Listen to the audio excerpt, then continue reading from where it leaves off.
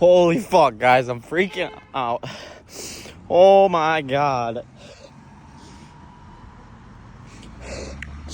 I've been building this car for fucking 5 years, man. It's just gone, just like that. Fuck.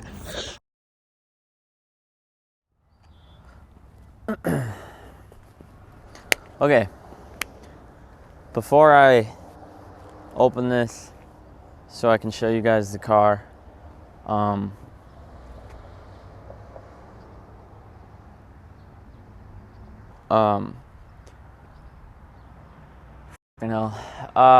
you guys obviously saw the clip that I put in the beginning, and it got 25 million views on TikTok, so you probably already saw it. If you're watching this video because you're happy that I lost my car, because you're hating, you got fanboy energy right now for watching my video, so there's that. I'm a little like up and down with emotions, but it's been a couple weeks now, so I've had time to process it. I got a lot of fucking hate, but I also got a lot of love. I tried my best not to pay attention to this shit, because when it was happening, or right away as it happened, like for the first couple days, it was like really hard on me. Now I'm like I've accepted it, and I've tried to figure out what's gonna be the next step. I was very upset at first, very emotional. Now I can say, just like all the million TikTok comments, you can't park your car there, you didn't build it right, that car's fire, all those stupid comments. Some of them were actually kind of funny after I was able to get over it a little bit, but it's still obviously not an easy thing. But I am comfortable enough to sit here and talk about it now. So I'm gonna pop this off. I guess we'll just start with the front, since this is where all the carnage was.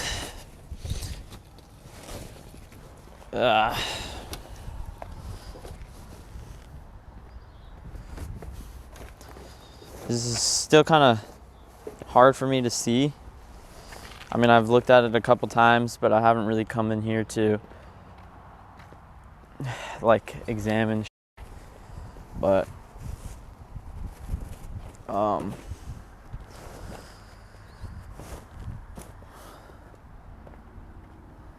Jesus,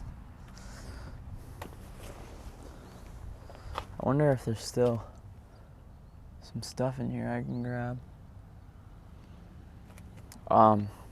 But anyways, so this is what the car looks like now. Most of you guys probably say that this can be rebuilt and whatever. The one thing I ask you guys to remember is that I'm not rich. I don't have $1 million. My dad doesn't pay for my shit, so I don't have his money. We share the same passion, but we don't share the same bank account. I know it may seem like I have it great and that I'm full of money, but I'm really not. I still have a personal loan out for the build on this car, which is kind of personal information, but whatever. So yeah, that's one thing I want you guys to remember. I don't have infinite money. I really don't have any money. But no, that's not me asking for anything. I'm not asking for anything. I might make merch, by the way, just some shirts or something. I didn't ask for any handouts. I didn't tell anybody. I was offered shells. USP Motorsports hit me up. Shout out them. They offered me parts. I was offered full cars. There's a lot of things that I was offered, and I declined everything because I'm not asking for anything. All I'm doing is telling my story. That's one big thing I'd like to clarify. I'm just telling my story.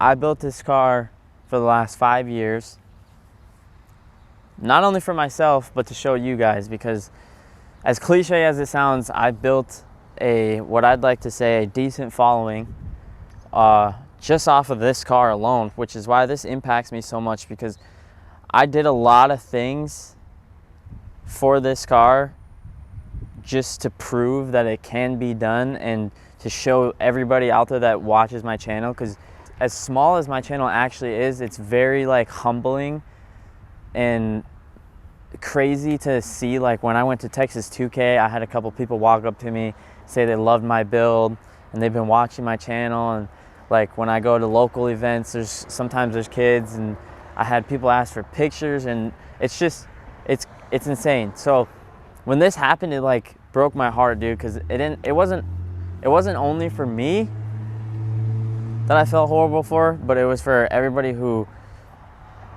watched me build this car and everybody who was motivated by this car. I got so many messages saying, oh, I bought a B5 because of yours, or I'm building my B5 because of yours, or I love Audis now because of you. That like breaks my heart to know that this is how the car had to go out, for all of those people that supported it. Trying my best not to be sappy, but this was my first car that I ever built, my first project car. This was a car that I knew I wanted when I was 10 years old, when my dad had a Nagara Blue B5.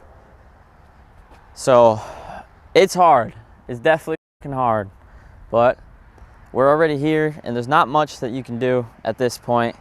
So no, I'm not gonna rebuild this car.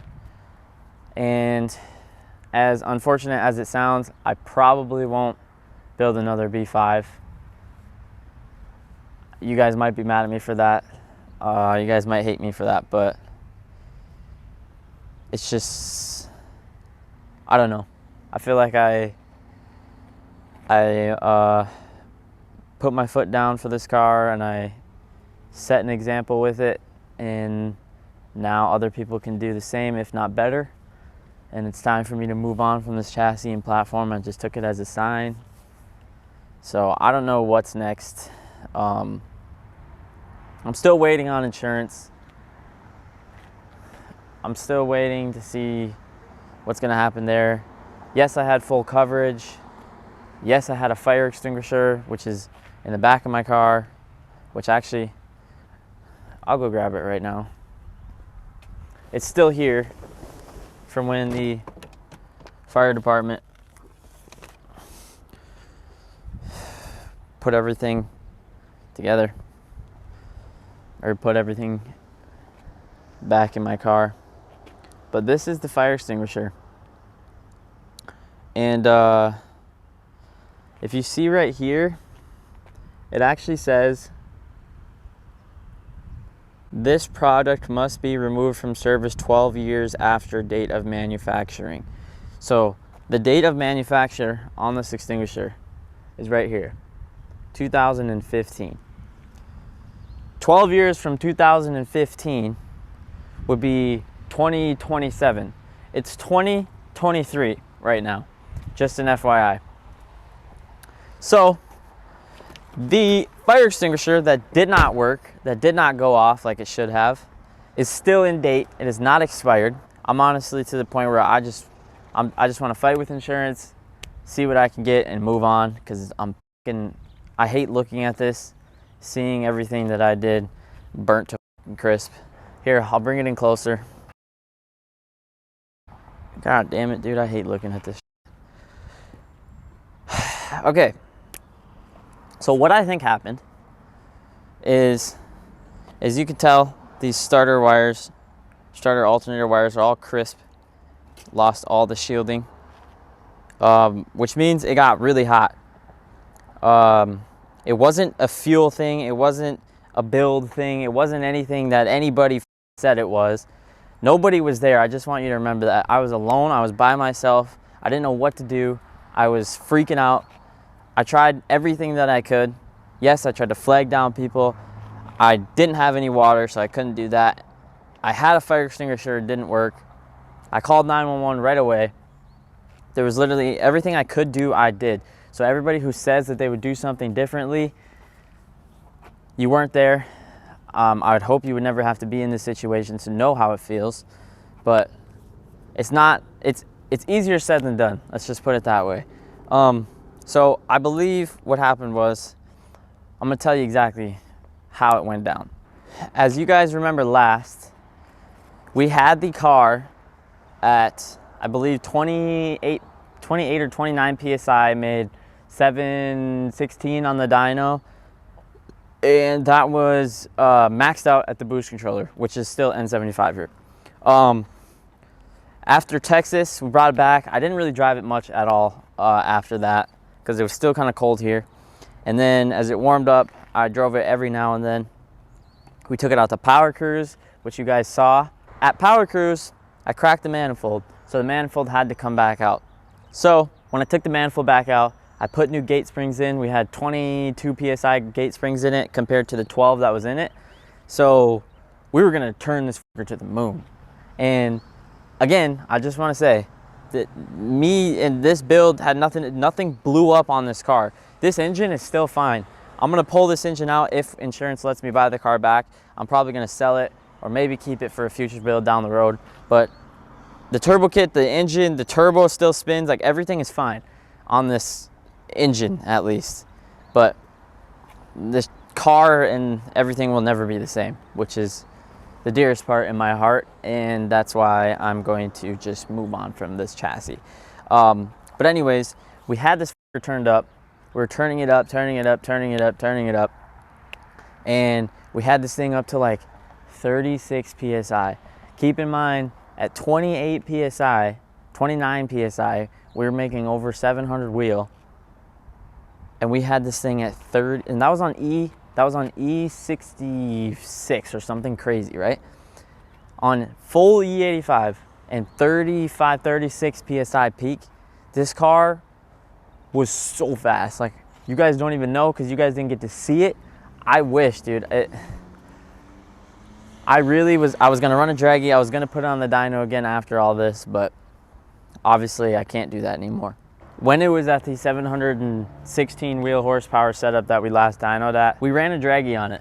And with a passenger and a full tank of gas, I did a 5.7 60 to 130 on this car, which is, to me, that's really good. That's really fast. To some other people, it's not the craziest, but that was crazy to me. So at 29 PSI, 700 and whatever horsepower it was, maybe 750 at the time on E85, running a 5.7 60 to 130, I couldn't even imagine at 36 PSI that we had it at last on E85, I guarantee I could have got this car in the high fours for a 60 to 130.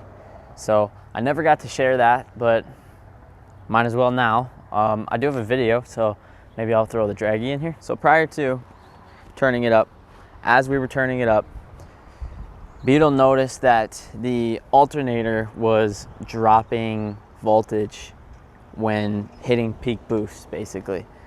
So for a few days, I tried to diagnose that.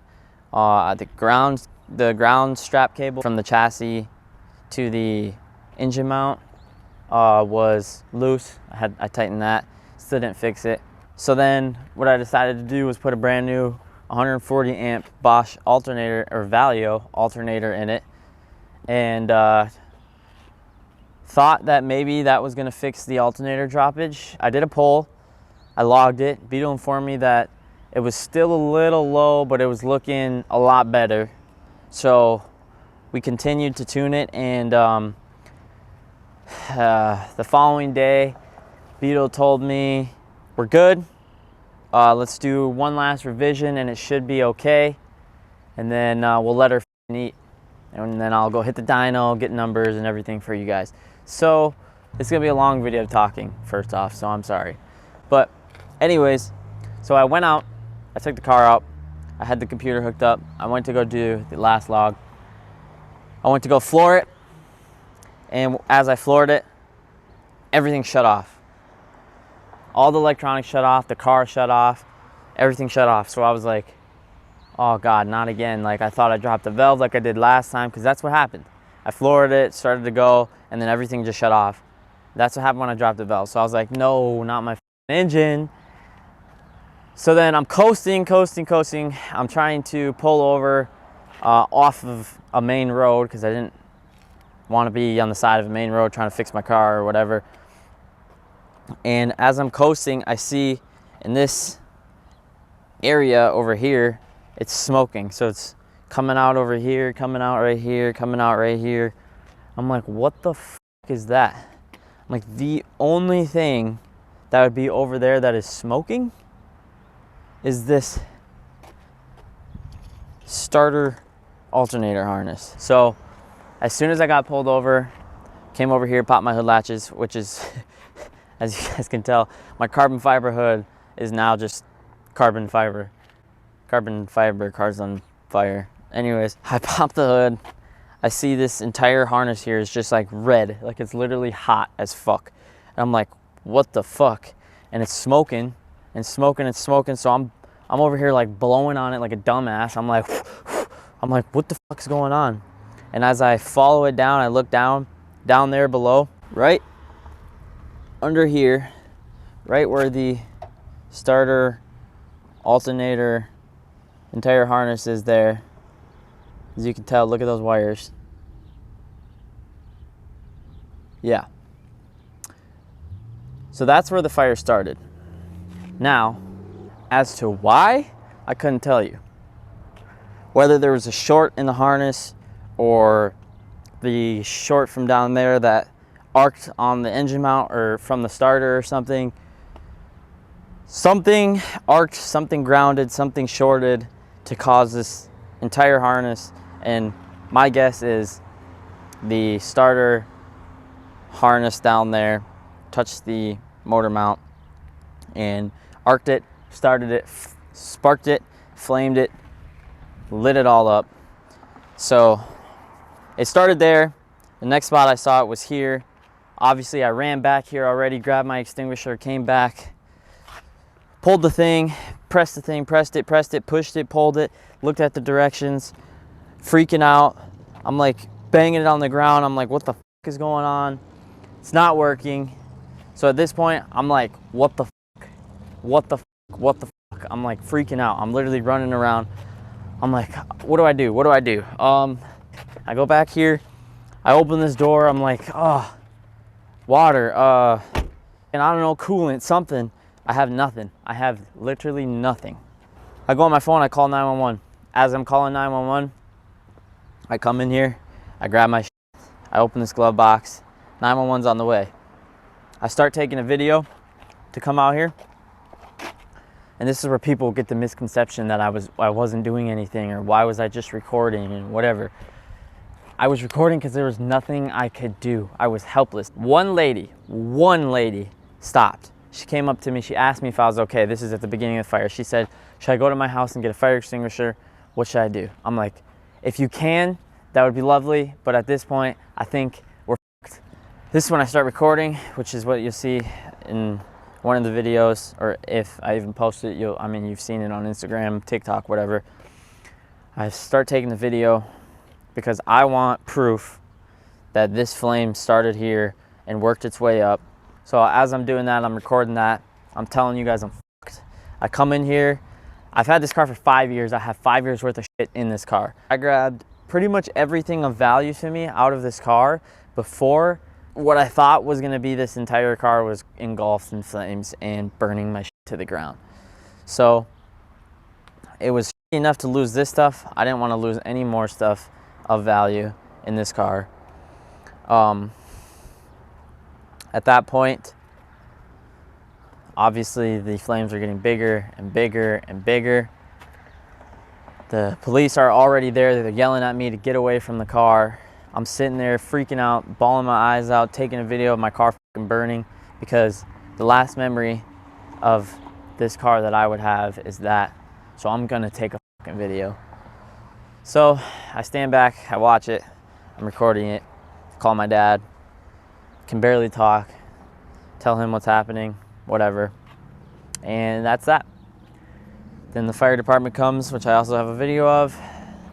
They get it out before it gets too far, but far enough for this thing to obviously be totaled and not worth trying to resurrect it. If I really wanted to rebuild it, I would just get another chassis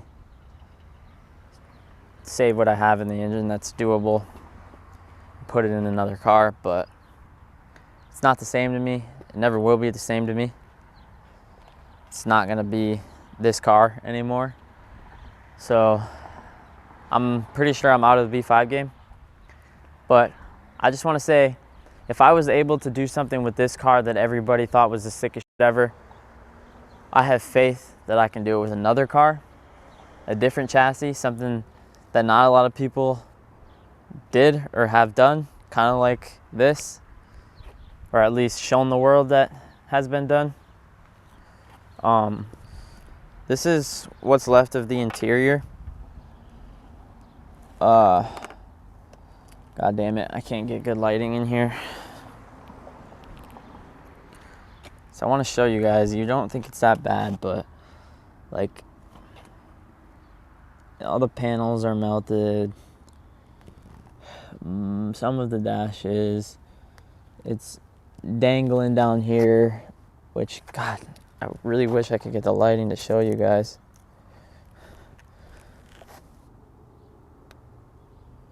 Focus, focus.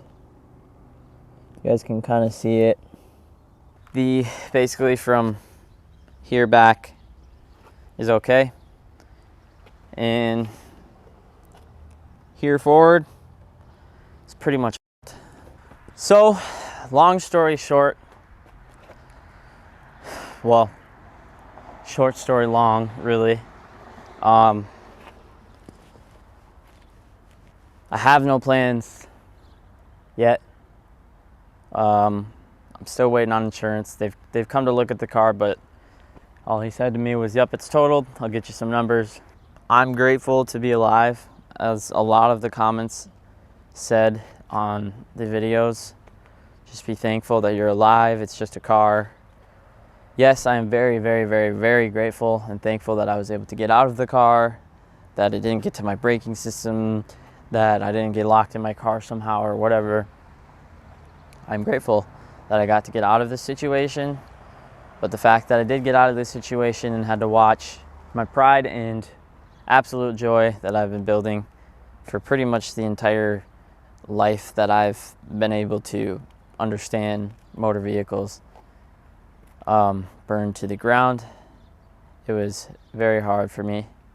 I'm sorry to everybody who watches my videos and everybody who loved this car. I'm sorry. Truly. This is obviously not the way that I wanted to lose this car. It's not the way that I would have liked things to go, obviously. I really, really, really, really, really would not wish this on anybody. It was probably one of the worst feelings of my life. But as I said before, now that I've had the time to process it, see the bright side of things, I am able to stand here today and tell you guys this story. And I will be able to build another car or drive another car at least for the time being until I guess we figure out what's next. I will obviously keep you guys in the loop. I obviously still have the Evo, which is over there, which I honestly was gonna sell to buy a new daily and keep this as the race car, but now that is my only car besides the drift car. So who knows, maybe I'll just take the money I get from insurance, which will probably only be at max 10 grand, put it in the Evo, and I don't know, just go from there. I really, really honestly, like, I get asked so much, what are you gonna do next? What's next? What's next? I don't know, man. I have no fucking money. I have no Haggerty insurance, so full coverage is only gonna give me so much. People who modify cars know the risk. I'm not gonna get my $30,000 back that I have into this car, nor my 5 years of sweat equity. So everything about the situation basically just sucks fucking ass, but what can you do now? So basically, I'm sorry for the very, very long video, but you guys have been there since the beginning with this car, so you deserve to be here for the end of this car. Just because it's the end of this car does not mean it's the end of me. I have some videos and will be making more videos, obviously, with other cars, with the drifting, with my Evo, with whatever happens next. Maybe if we buy it back from insurance and we're able to part it out, I can sell some parts and we'll make that a video, but we'll see. Once again, all the haters that are watching this video, you're literally fanned out, so joke's on you. On that note, guys, we'll see what's next. Put some faith in me. Don't leave. The channel's not over. I'm not over. We're gonna do something. I don't know what, but we'll figure it out somehow. I believe that things happen for a reason, so maybe something positive can come out of this. But I will keep you guys updated along the way. I'm gonna throw a little compilation montage together at the end of this video of all my favorite memories of this car. But that's all I have. So as always, guys, thank you guys. Continue to support. That's all I ask. Help me build something crazy for the channel. And yeah. So as always, guys, peace out. And I'll catch you in the next one.